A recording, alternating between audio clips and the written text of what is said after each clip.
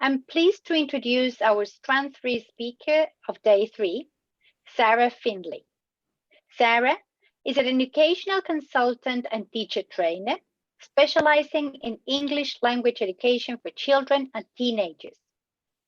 She has worked in ELT for over 20 years in Central Asia, Europe, Latin America, North Africa, North America, and the UK. Sarah also has extensive TEYL experience with managing short residential English language courses. During Sarah's talk, we recommend watching in speaker view, and if you have any questions, please type them in the Q&A box. Take it away. Please share your screen, Sarah. Thank you. Okay, let's have a look. So first of all, thank you very much, Maria Jesus, for that lovely introduction. And also thank you to the IATFO SIG for the opportunity to be involved in what's been a really interesting 3 days so far. I hope I can add something to it this afternoon. So, as Maria Jesus said, my name is Sarah, and I'm a teacher trainer, a materials writer, and also an operations manager for a residential school in the UK. So it's this last role that inspired me to bring something to you that perhaps you'll be interested in, and something I'm very passionate about. And that's voice and choice, as you can see, and fostering a community of secondary language learners. So this is us, or some of us here, okay. And as you can see, we have teenagers from all over the globe. The environment that we have, very briefly, is we have international students, as I said, from all over the globe, and they're secondary age students, aged between 13 and 17. Students typically stay with us between 2 and 8 weeks, so there's time to get things done in that period. And generally our students are B1 or lower intermediate plus. So that's just a little bit of a backstory on who we are. As you can imagine, it's a summer school, so we live, we make friends, we barbecue, we do activities, we do trips, we play sports, we shop a lot, we eat a lot, and of course, we learn. Absolutely crucial to the whole thing. So, with so many opportunities for our students to talk together in a multicultural, multilingual environment, we really wanted to harness the opportunity to develop international understanding through collaboration. We saw that there was no need for students to be in factions, but to put them together and really try and foster something that created a community that said this is international and this is us as a group. We also wanted to empower and embolden teenagers with creativity and critical thinking. So how could we get them to be creative? Because they are creative, and think critically and try and do all of that together in this one great big pot. And finally, to allow for greater compassion and understanding through their shared lived experiences. Effectively, the idea that what unites them is far greater than what separates them. They have much more in common than the geographical distance between them. And we wanted to try and put all of that together somehow. So how did we do that? How did we bring all of this together?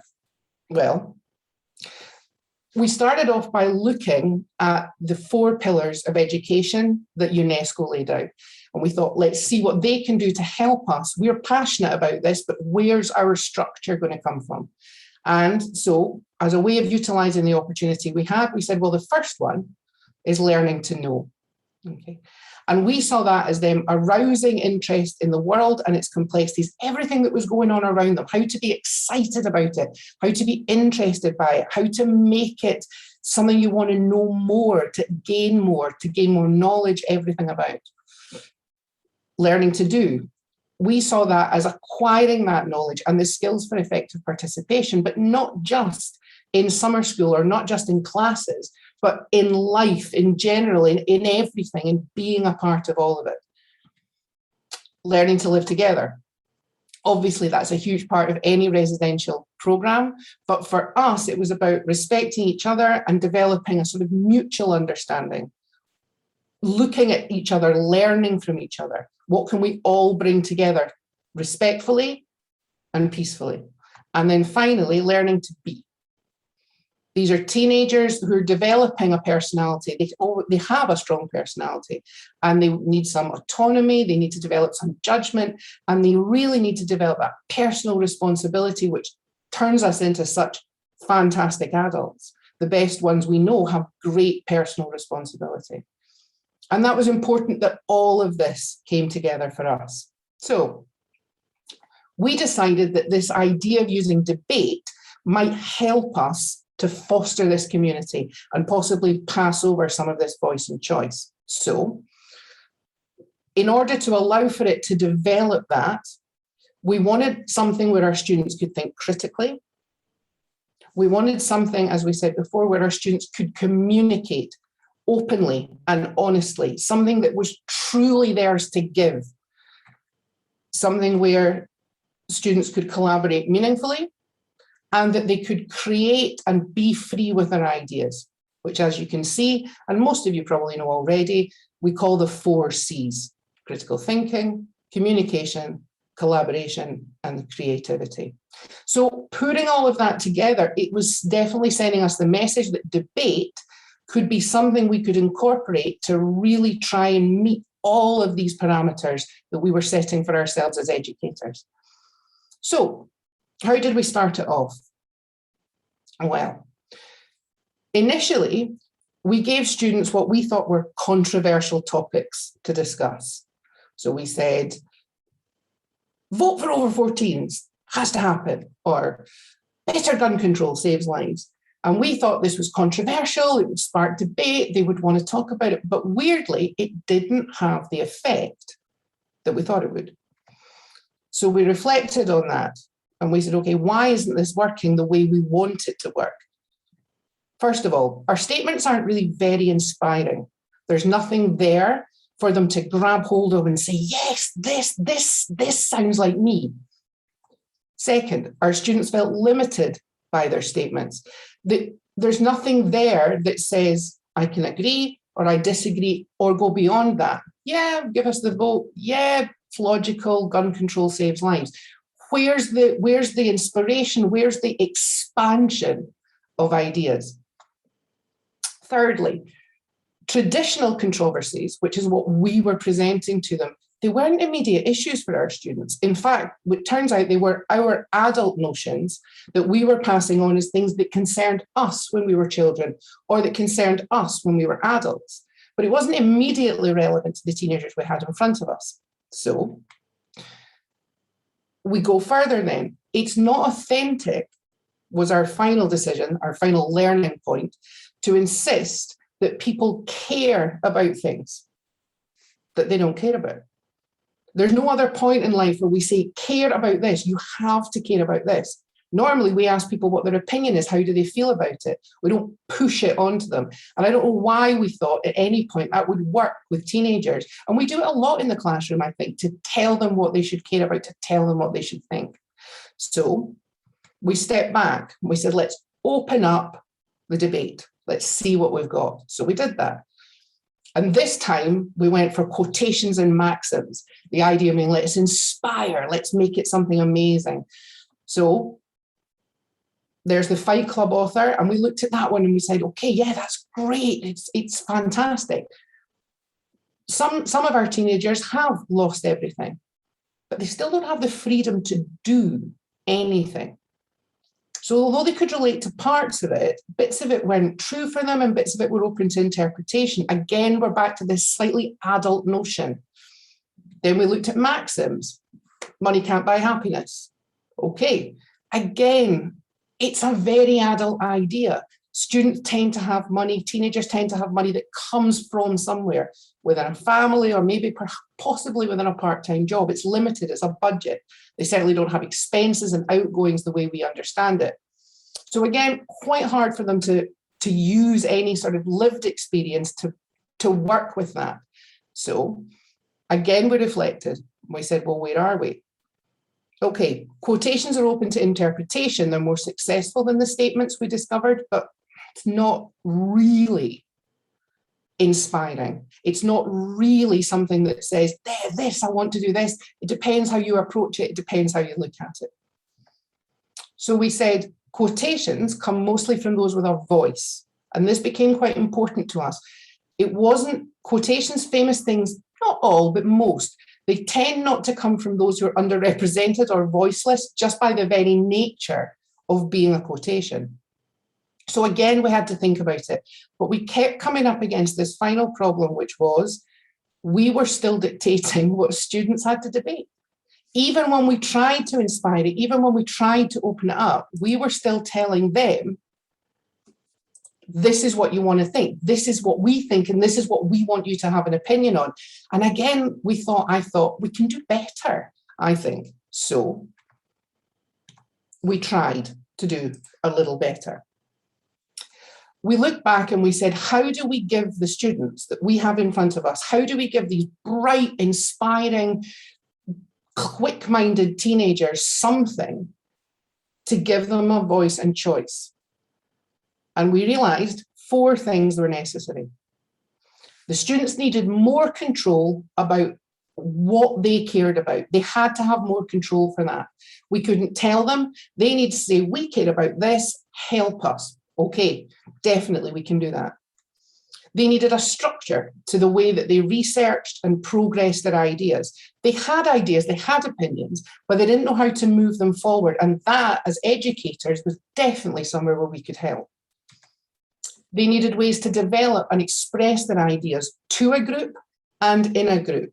And that's where we really had to think about, how can we do that? How can we get this development, this expression of ideas? How do we get it from here to here? And then finally, as educators, as English language teachers amongst us all, we needed useful language to articulate, present ideas and opinions. So those were the 4 things that we said they need. So we started from the beginning and we said, okay, let's look at the practical elements. What do we have in front of us? What can we use? So we had multiple classes that are level tested. So we stayed in those classes for the preparation for our debates, but we mixed together once we had a voice so that no one argued something they didn't believe in. You were in your group and your group was in your class within that, and then you had a voice. And when you knew what you wanted to say and how much of a role you wanted to play, then we came together as a school. We had a lot of time here. The students do 22 hours of English a week over 4 days. So we had 90 minutes every day for 3 days, so 90, 90, 90 to prepare. And then on the 4th day, another 90, we ran the debate. Sometimes we ran one, sometimes we ran multiple. It depended on the class size and also on the number of students we had on campus. We ran a different debate each week over the 8 weeks, and we'll see some of those in a second. So for the 8 weeks, each time it was different. Each time we said some students stay for 2 weeks, 3 weeks, 4 weeks, 5 weeks. So no repetition, everything new, everything a new voice, new choice, new opportunities. So finally, we worked in class groups and then we debated as a school 1 week. And then the next week, we had what we called mini debates, where we could choose an environment that was comfortable for them.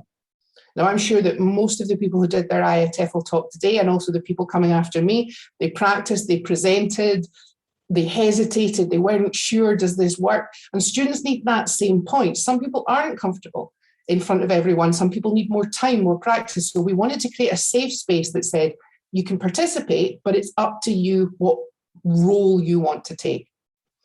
But first of all, we had to go back to these 4 ideas of control, development, language. So we looked back at more control. How do we give students the opportunity to talk about what matters to them?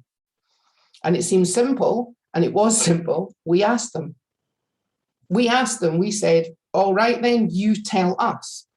Sign up, tell us. And this is kind of a sample of what they came up with. So they had lots of ideas. I just kind of picked the top ones and the ones that kind of worked well while we were doing it. So plant-based diet, veganism, vegetarianism, climate change, obviously hugely important. It's going to be their planet far after it's ours. They were very interested in the rights of the refugee and freedom of movement, freedom of expression. That was a huge one for them.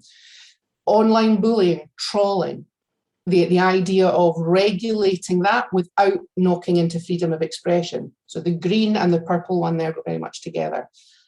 The impact of influencers, celebrity, Instagram, how does that work? And the wealth of the 1%. A lot of them felt great injustice at the idea of how it broke down. So with a little language input, they crafted their ideas into these 5. Now, over 2 years, there were 16, obviously, and there's more to come. But these are the 5 that stood out. Again, hate speech, self-expression, this idea of being put into a gender binary, that seemed very important to them. To most of them, again, not necessarily everyone having the same opinion on things, but it was certainly an important point. This idea of sustainability before continuing to explore space, again, plant-based diet, and this fascination with how 1% could be so wealthy. So we said, right, that's it. We've got that part of it. So more control to talk about what they cared about. Okay, we've passed that off. Now we need some kind of structure to the way that they research and progress their ideas. Okay. So structuring and researching our ideas. First of all, we took our opinion out of it. As tutors, as teachers, as educators, it doesn't matter what we think. They want to know, and some students will follow. Some teenagers will follow our idea because they feel they have to. Some will rebel against that idea because they feel they have to in many ways. So our opinion comes out of it. It's about them. It doesn't matter what we think. It's tempting sometimes to stand at the front of a class or work with a class and tell them what you believe. But actually, it's about what they believe. There's much more to learn from the large number of them in front of you than from one person looking at all of them. So we said, no, it doesn't matter what we believe, it doesn't matter what we think, that's their decision. We're here to guide and facilitate, but they run this particular part of the show. So fair. Then we gave them worksheets that gradually built up their own ideas.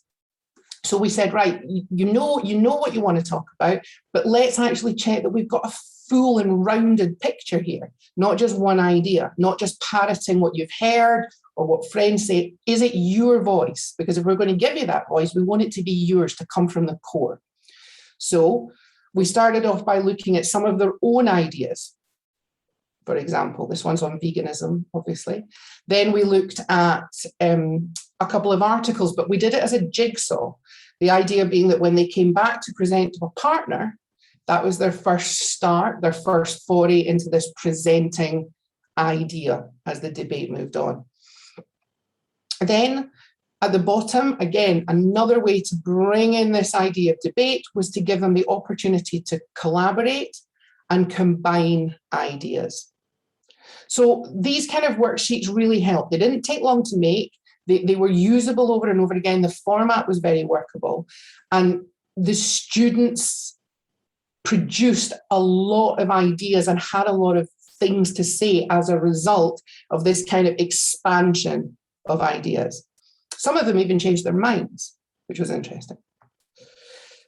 Then we gave them some case studies to help them consider more angles. So this is from a fantastic website, imascientist.org, that we found, where each of these is a mini idea. I think this is on the idea of going to Mars. Okay, human beings going to Mars. Again, touches on their idea of this having sustainability on our own planet before we start trying to see what we can do to other planets. Each one is a different debate. Each one is given to a different student within a group or a class, and they have to process that information. As you can see, it gives them background, then a fact, then an issue, and then a question. And it gave them this opportunity to discuss it. Whether it was their opinion or not didn't matter, but gave them a way to discuss it through a role and finding that voice. Did they agree with what they were were saying? Did they not? Were they unsure? But all of this let us bring it together and just kept adding more layers. So finally, we said, all right, I think we've got some structure to the way they're researching and progressing their ideas. So now let's look at ways to develop and express these ideas to and in a group. So, ways to develop their ideas. So initially we asked the students to pick one of 3 positions: in favour of the statement, I'm sure this will come as no surprise, opposed to the statement, and finally decided or unsure. And through that, we created multilingual, multicultural groups within the classroom who could argue a side, an opposing side, and also form the audience. Again, by doing it that way, no one was arguing anything they didn't believe in, but everyone had a role, and crucially, and so importantly to us, everyone had a voice. Then we looked to Dr. Edward de Bono for a little bit of help here. So how do we get these different perspectives, these different decision-making ideas out? How do we get them to critically think? Because it's not easy. So we said, right, everyone gets a role, 6 roles, 5 or 6 in a group. First person wears the white hat, and they take whatever position we're looking at in the debate, and they say the fact hat. What information do we need? That's the facts. It's all they care about, just the facts, ma'am, just the facts. Then the feeling hat.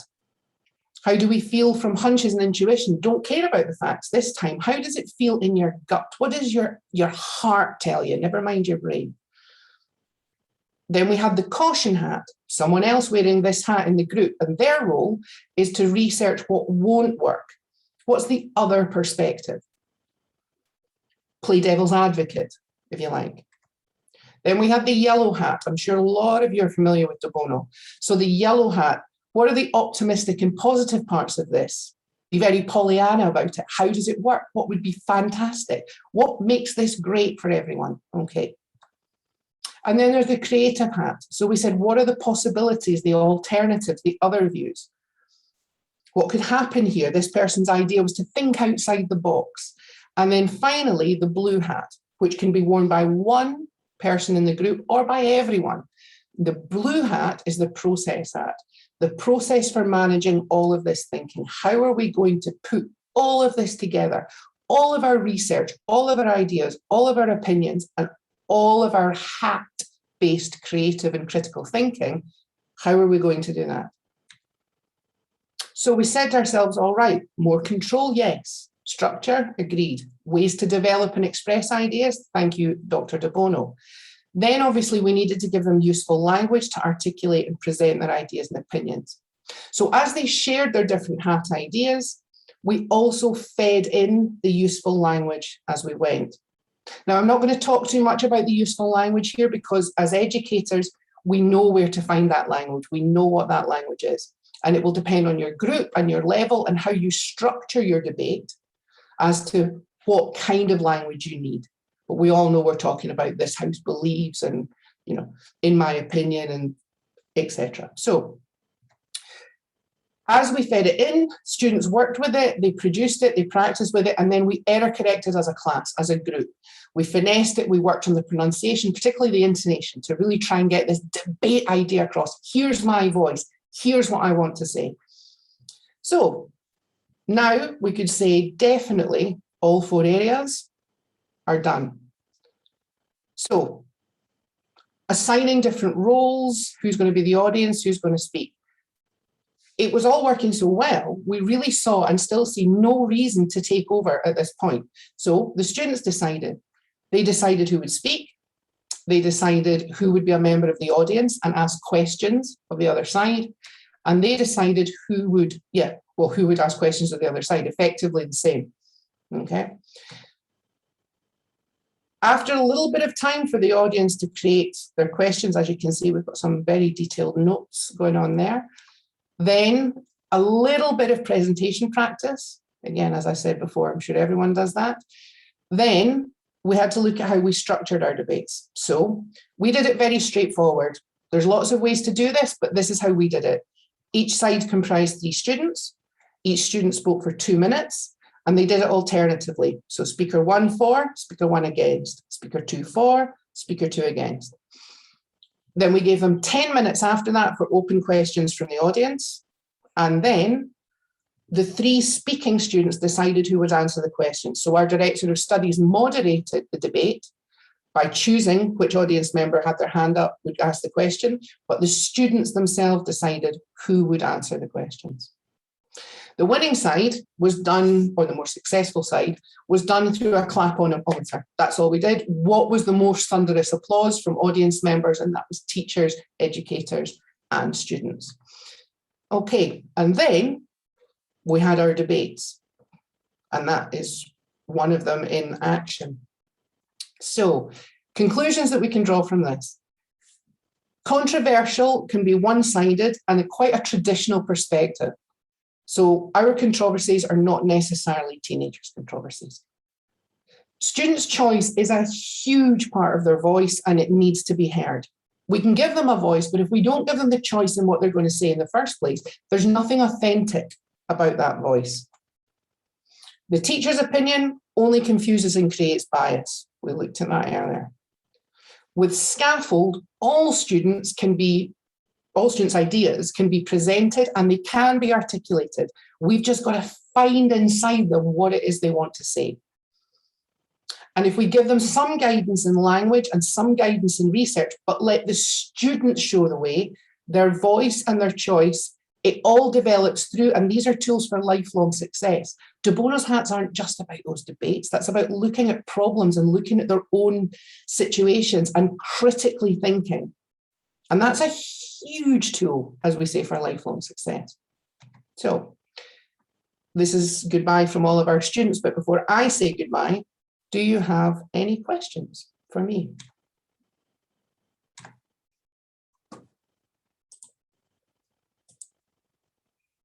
Let's have a look.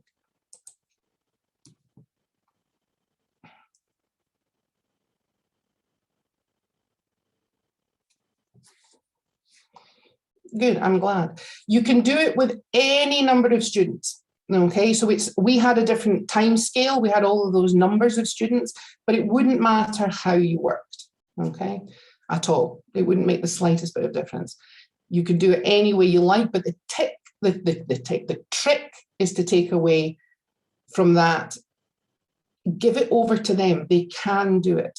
They can do it. Good. I'm glad you enjoyed it. Thank you. Excellent. Okay. Fantastic. Hi, Maria Jesus. Hi, Sarah. It's very interesting how you've organized this debate in a way that you could actually hear the teenagers' voices, and they were active part all the way. Yeah. And it reminds us how important it is to listen to what they actually want to say and not what we want them to say, right? Absolutely, absolutely. Yeah, I mean, they have got something to say. It's just finding it, and it's giving them the space and the safety to do that. Mm-hmm. It's pushing them and challenging them without forcing them, I think, is the key. So yeah. Okay, we encourage everyone to write their questions in the Q&A box. But thank you all so much for your lovely feedback in the place of questions. But yeah, I'm here for at least another 2 minutes. If anyone's got anything to ask, I'll answer. So yeah, I mean, our students are international, but I don't think there's any reason that couldn't be done with a multilingual group, with a monolingual group.